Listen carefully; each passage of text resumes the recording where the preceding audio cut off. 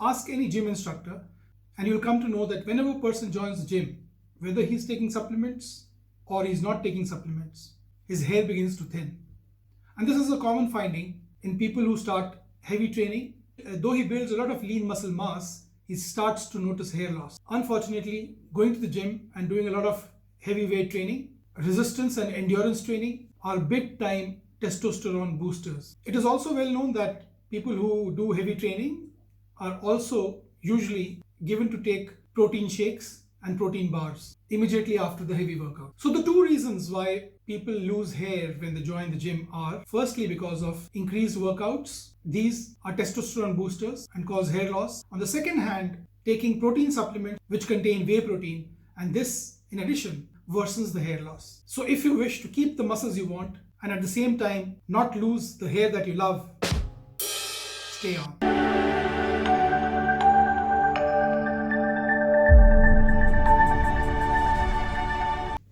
So whey protein is a byproduct of the cheese manufacturing industry. Now this byproduct contains a lot of essential ingredients and is subjected to a process of microfiltration, thereby releasing 9 essential amino acids. And these 9 essential amino acids are histidine, isoleucine, leucine, lysine, methionine, phenylalanine, threonine, tryptophan, and valine. Of these 9 essential amino acids, 3 are branched chain amino acids. Now these 3 branched chain amino acids are isoleucine, leucine, and valine. The essential amino acids, including the branched chain amino acids, are not synthesized in the body, and therefore the body has to replenish its stock through the diet. It is a scientifically proven fact that during resistance training, there is a small window period during which there is maximum uptake of amino acids into the muscle. And this window period is so small that only the purest form of amino acids can be utilized by the body.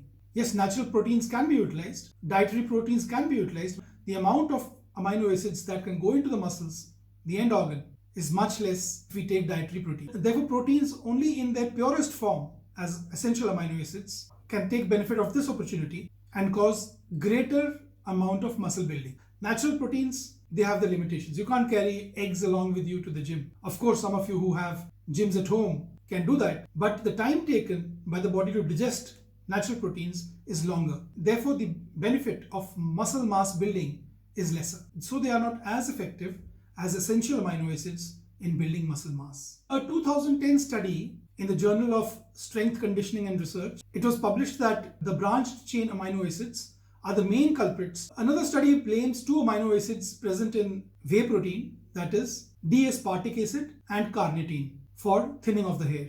It is also known that protein shakes contains 2 additional items, creatine and dihydroepiandrosterone. They not only contribute in adding muscle mass, but also produce a surge of testosterone in the bloodstream. Tomes of literature has been written in which it is said that branched chain amino acids and all these other amino acids and proteins and hormones have no role to play in the thinning of hair, which we see often in patients taking protein shakes. However, these are to be taken with a pinch of salt because many such studies are motivated. So you cannot take them at face value.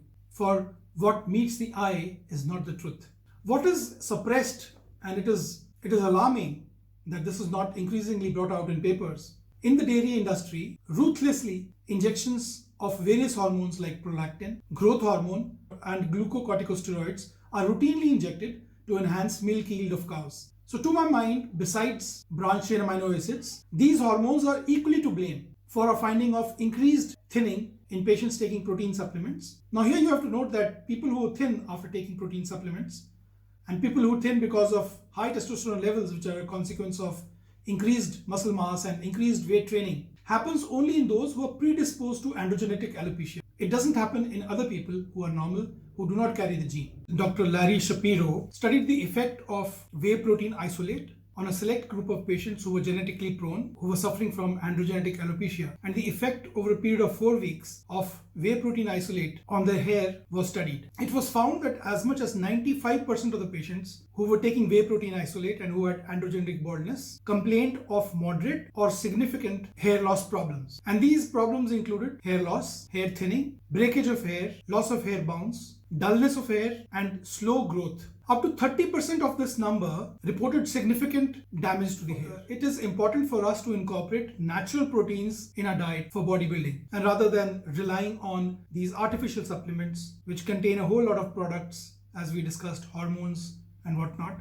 And what you can use is protein X, egg white, soya bean and milk. However, their biological value is not comparable to that of whey protein or other protein supplements. However, you can derive solace from the fact that you will be healthy and you will maintain your hair for a little longer than if you were to take whey protein for increasing your lean muscle mass. But if you have to take organic protein supplements. They are freely available in the market. They are packaged too. And whenever you are taking any protein supplement, it should not contain creatine, number one, and number two, it should not contain DHEA, that is dehydroepiandrosterone. Now, BV or biological value is a reference number. It denotes the bioavailability of a particular protein to the body, and taking the egg, the whole egg, as a reference point, its BV value being 100, we have compared the various other proteins and it is listed in this chart according to their BV values, biological values. So you will note that the difference between egg and whey protein is just 4 points. So egg is a very good source of natural protein. No, I'm not telling you to stop going to the gym. You can go to the gym, but you have to note that certain exercises like weight training, doing a lot of resistance exercises,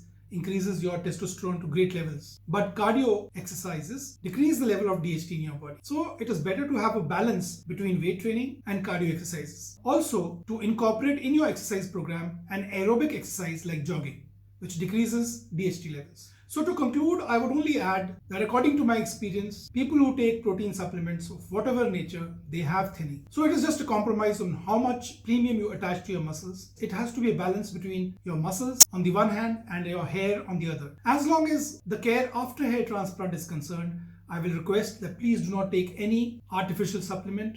No protein supplement, shake, bar is to be taken. Only take natural proteins. After 6 months, it is up to you, whatever you want to take. But for the betterment of your thinning hair, you should ensure that the points discussed in this video are incorporated in your exercise program. Well, thank you for watching, and I'll be glad if you could subscribe to my channel. If there is still a question in your mind regarding whey protein and use of protein supplements and the connection with hair loss, you can always comment in the comment section below and I'll reply back to you the same day. Thank you for watching and take care.